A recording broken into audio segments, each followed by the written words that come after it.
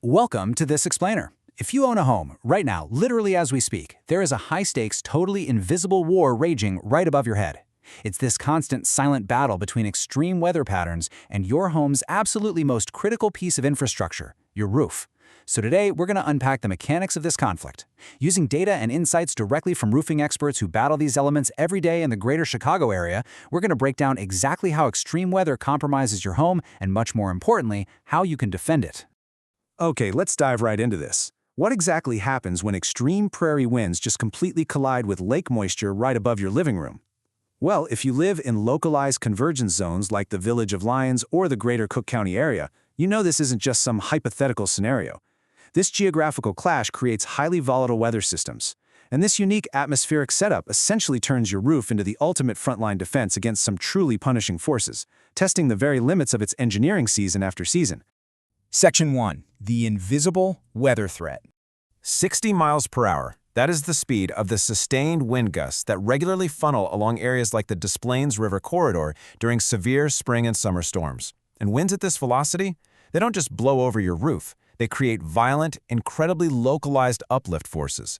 These forces act like a massive vacuum, literally pulling and ripping away aging asphalt shingles right off the structural deck. The sheer physics of a 60-mile-per-hour wind means the edges and corners of your roof are in a constant, brutal fight just to stay attached to your home. And, the threat doesn't just pack up and leave when summer ends. Winter brings these absolutely brutal freeze-thaw cycles. We're talking about severe weather shifts where the temperature swings from below zero to well above freezing within a single 24-hour period. These punishing temperature fluctuations just brutalize older structures. The constant rapid expansion and contraction create dangerous stress points on roofs everywhere. This is especially problematic because the clay soil beneath a lot of these homes actually shifts with the moisture changes, which throws the actual roof plane slightly out of alignment and weakens the entire system.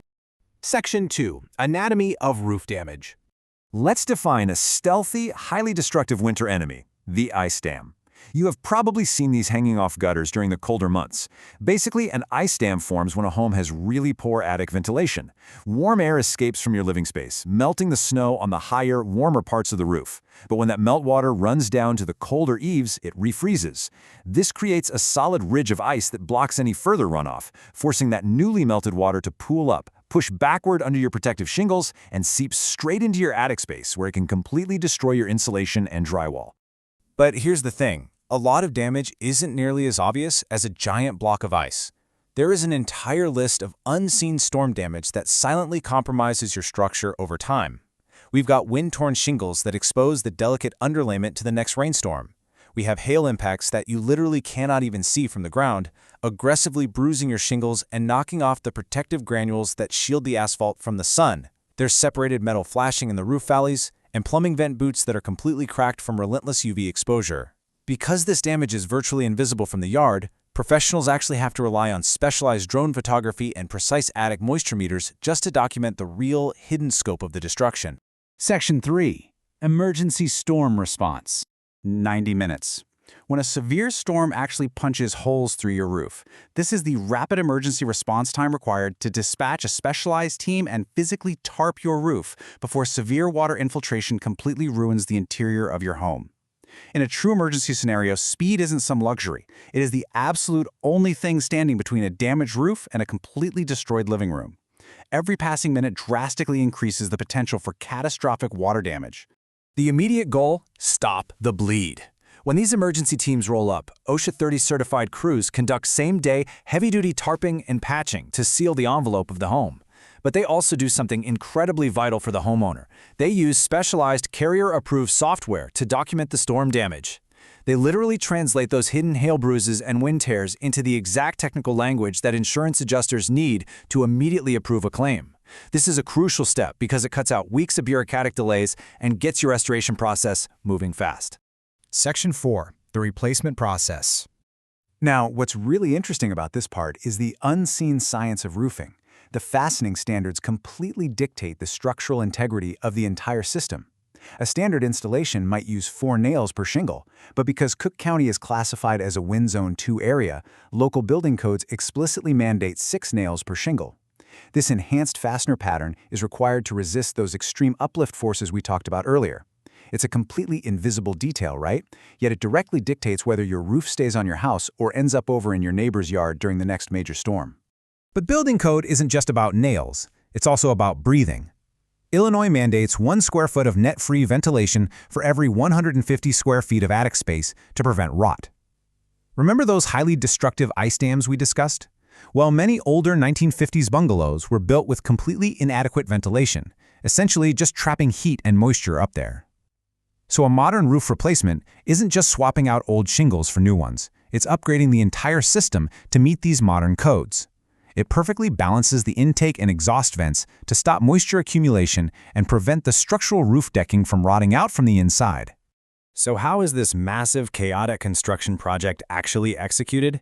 It's methodically broken down into a 3-phase installation system.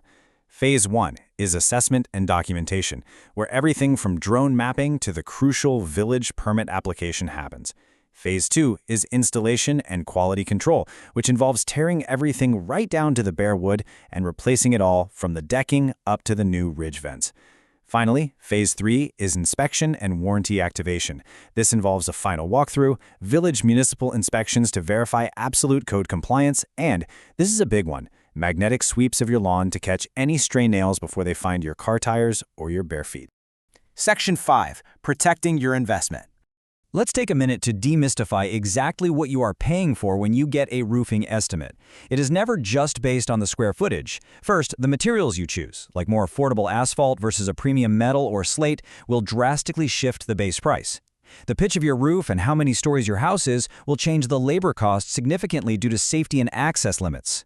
Then you have penetrations. Things like chimneys, skylights, and vents, they demand really intricate, time-consuming flashing work to make sure they don't leak. And crucially, if you're decking, that underlying plywood structure is rotted, that is a hidden cost that has to be completely addressed before a single new shingle goes down.